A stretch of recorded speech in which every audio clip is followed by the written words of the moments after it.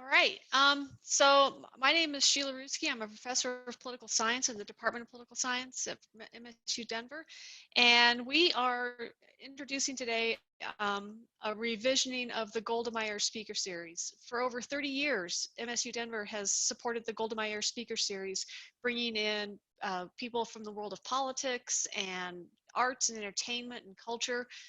But obviously we need to rethink that for a little while. So we are going to move all of this into an online platform.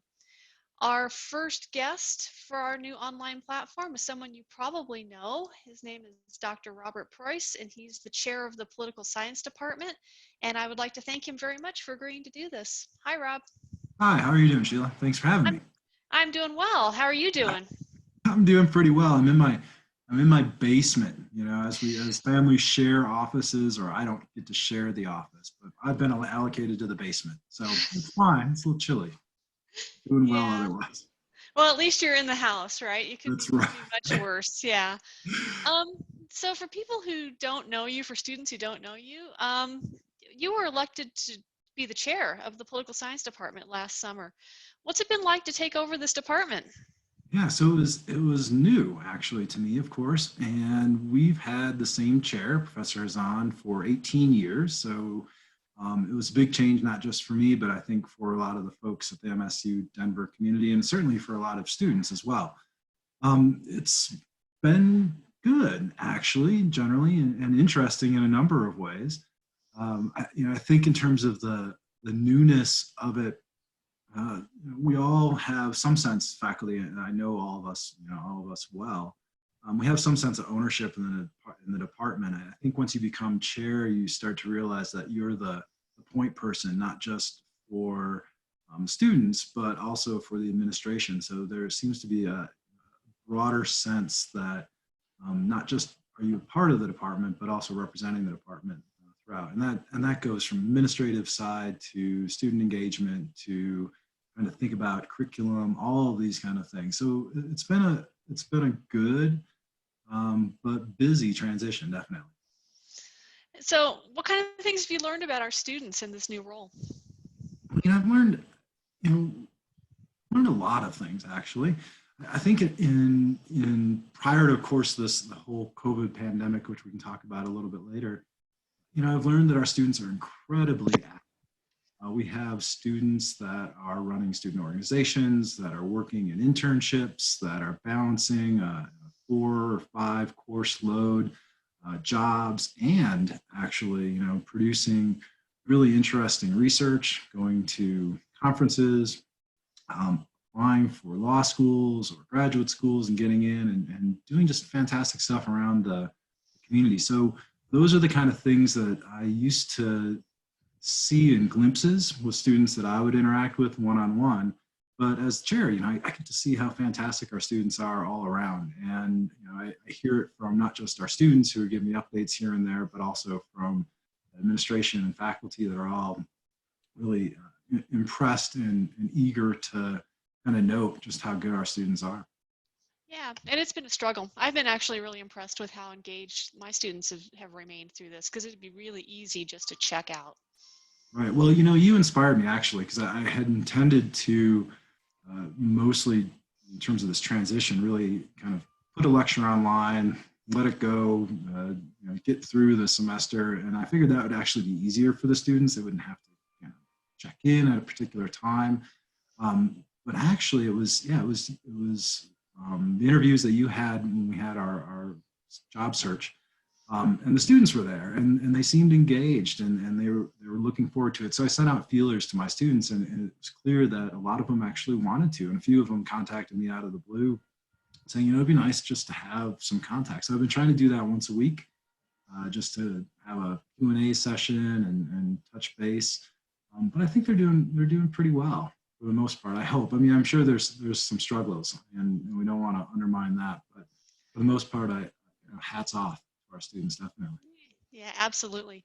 You know, one thing that our students may not know about you, because they know you as a professor, is that you are a pretty active academic too. Your that 2013 book, Black and Latino Politics in the United States National Politics, actually won the best book on Latino politics from the Latino Caucus of the American Political Science Association in 2013, which is really impressive. You've also published widely on Latino politics. Do you think that your research interests inform your teaching at Metro? Yeah, sure. And I've been really lucky to have some fantastic co-authors. I don't want to, take all the credit and some of the stuff I do on my own, but been really fortunate to be able to maintain that research agenda. And I find it just really interesting. It keeps my technical side up to par, and it also just allows me to think about things that are outside sometimes of what I get to teach. Now, that said, it does actually inform my teaching quite a bit in two ways mainly. One is that I haven't taught a course where race and ethnicity isn't part of the curriculum at all. And I don't, so I don't teach a Latino politics course. I'd like to, but I think we just have some scheduling issues and some other factors that prevented me from doing that. But certainly, so for instance, in our senior experience class, we have a section on race and ethnicity and identity politics that is really strongly informed by my research, and if not my specific research, broadly what race and ethnicity research is doing. And also, I happen to, because I maintain some of these ties with active scholars, our applied politics research lab, which is ongoing right now. I'm in the midst of putting together a report that was based on some data that was collected by a consortium of academics throughout the country on the racial, ethnic, and gender backgrounds of all the state legislative candidates in 2018. So we're doing analysis and seeing from everything from fundraising differences across groups to bill sponsorship and website content. And it's really kind of neat, but that kind of opportunity wouldn't come up without some of those ties that I've made through my research endeavors. So, those kind of research networks, for students that aren't familiar with it, you start to publish, you get to know folks that are doing similar things. That network, kind of builds. And it's actually, as an aside, really a plug to get your networks going, get an internship, say hi to people. It's not all about who you know, but your skills certainly get you into that lottery sometimes. But those who you know opens up some doors definitely too. Yeah, I mean, networks are really important, but it's really hard to work as a professor and have an active research agenda. And then on top of that, you've taken on this huge administrative job. So how you manage to balance all that? Yeah, I don't know if I always managed to balance it. um, you know, I mean, I think the bottom line is I spend a lot of hours doing things. I don't want to sugarcoat it by saying all that stuff kind of comes naturally, and I have this great ability to manage time. I'm like a lot of academics. I start to think about a topic and I delve into it, and sometimes that means having to make trade-offs. I know when the deadlines are for the administrative side, and I make sure I meet those. But in between, I get focused on research. And then you have to just kind of plan a little bit better too. How do you, certain parts of the semester that are going to be lulls in terms of grading, that you can have time for discussions with students and office hours and prepping lectures, but at the same time, there are times where you don't have a lot of grading or a lot of other activities that take up time, and then you can focus. But I try not to stay up till 2 or 3 in the morning writing a paper for a press or a co-author that I've promised something and a deadline, but that still happens now and then. Try to avoid those. I'm getting too old. Yeah, I know. Those 2 o'clock mornings are just, It's just, because it feels brilliant at 2 o'clock in the morning. yeah. And the problem is that there's still 6 in the morning that I have to get up. And you're right. It never looks as good as 4 Nope. or 7 or 8 the next day. So I know that this whole COVID-19 pandemic has upended the semester for everyone, and I see it from my perspective in the classroom with my students. But from your vantage point, talking to other chairs and to the deans and to the provosts, how do you think this whole migration's going? I think I don't want to say it's been smooth completely. I mean, I think that sugarcoats it a little bit, but at the same time, overall at the university level, I think one of the things is that we share the same kind of challenges that every university shares. So those are the kind of things I hear. Exactly getting folks over broadly, making sure that faculty are engaged in the conversion, but also that students, particularly on the technological side, have access, right, to connectivity and can engage, and also keeping students emotionally and stable as well in order to kind of be engaged in the classroom. Um, within the university, I think the political science department is actually doing fairly well. We, in some ways, we're fortunate. We don't have labs that we have to deal with. We're not theater or music where we have kind of live performances that are part of the grade. And so there's that structural side, but I think our people, our faculty in particular, have done just a fantastic job of stepping up and making sure that at the minimum, right, the course content is out there and the students can be engaged, and at the kind of the heightened side that we're doing things like this, right, having podcasts, making sure that there's some live casting or live streaming of events or lectures. And actually, I have not heard. Maybe we'll get some now, but very few kind of concerns from students that are coming at least directly to me. I think those are probably more working out in the student faculty, student professor range. But I have strong faith in our faculty, and our students are great too. And so we'll work through it this semester. Yeah, and this is going to end. Yeah. Do you think there's any bright spots that you see coming out of this that might affect the way we conduct ourselves in the future after we can all see each other again and be in the same room? Yeah, I don't know. I'm hoping that we'll all be able, we'll look forward to it a little bit more. I think I am going to, for sure. There's a couple. I think the utility of online learning may be opened up to some folks that were a bit skeptical, I guess, to some extent. That doesn't mean that everyone's going to be pushing their classes online, but I think just exposing to some of that technology, whether it's face-to-face Zoom conversations or whether it's using some of the technology to augment and accentuate some of the concepts that we're trying to teach. And I think the reality is that we're technology is going to continue to change, and we're going to continue to be more reliant on it. So just having that exposure, I think it's going to be important, both for faculty but also for students. I mean, when you get out to the my spouse is a lawyer. She's working still, and they do a lot of Zoom conversations, and she works at home, and that remote kind of job place, the job environment is actually going to be an important thing to be comfortable with at the very least. So I'm hoping all of those kind of things, work their way out. But I think also maybe a sense of trust, at least among, faculty, that people are doing what they need to do. And I think that's important as well. Yeah, my spouse has worked from home for 20 years now. So the only real change in his life is that he has to make coffee for two now rather than just Right. for one. Yeah, that's exactly right. But I think that actually really is kind of an important element for our students to get that, having that competence or at least comfort in dealing with this kind of situation will make it that much easier once you get into the workplace.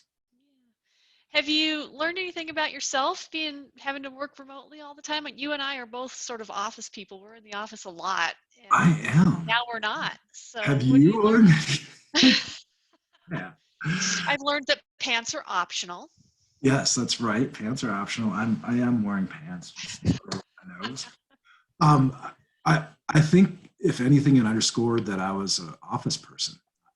I think it was last night I was falling asleep, and I generally do this too. I start thinking about, okay, it's Sunday, tomorrow is the Monday. I'm going to get to work. What am I going to do? And the visual of that prep was all in my office. Just, but that said, I think that I think what it's taught me about myself is that when you face adversity, you deal with it. And this isn't what I prefer. I like to have conversations in class. I like to talk to my students, face to face. I like to walk down to the coffee shop and take a break now and then. But all that said, that's just not an option. So how do we get through this?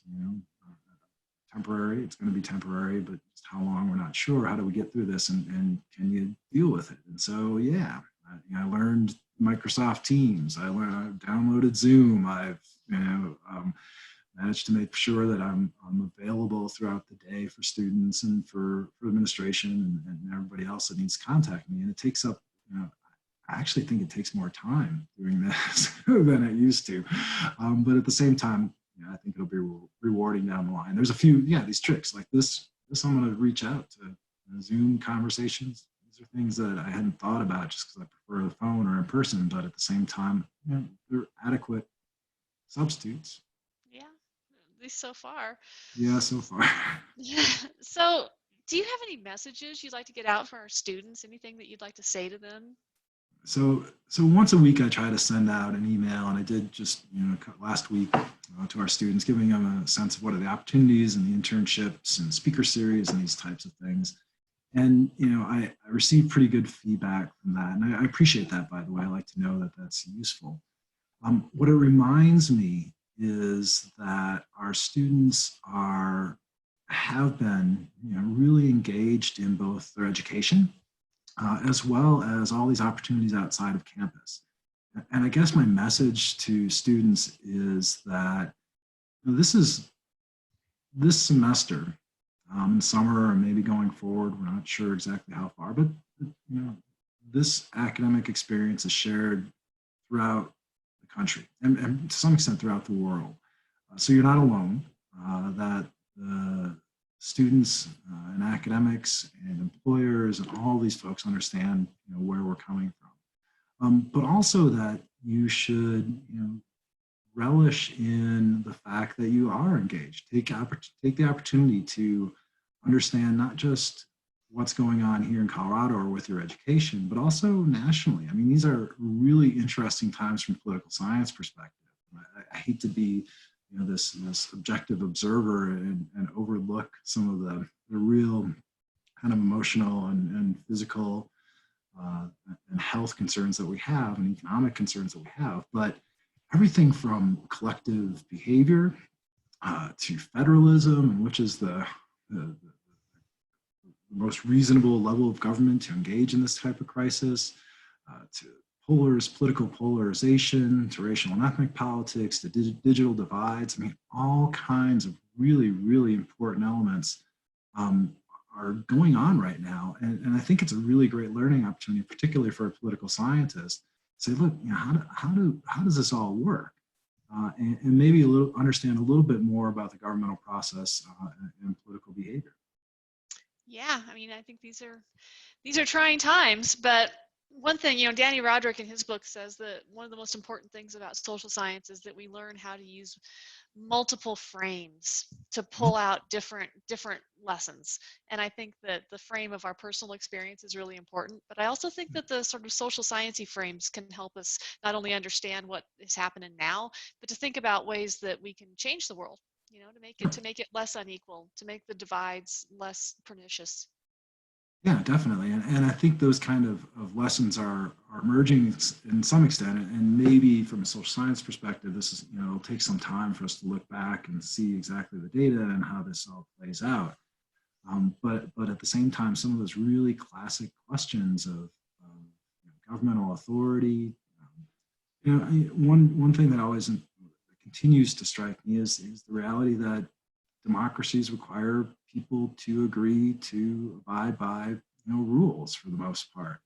And I think it's fantastic that we have a country of 320 million, and of course not everyone's engaging in this, but to ask people to fundamentally change the way they live for a collective benefit that may not benefit them specifically.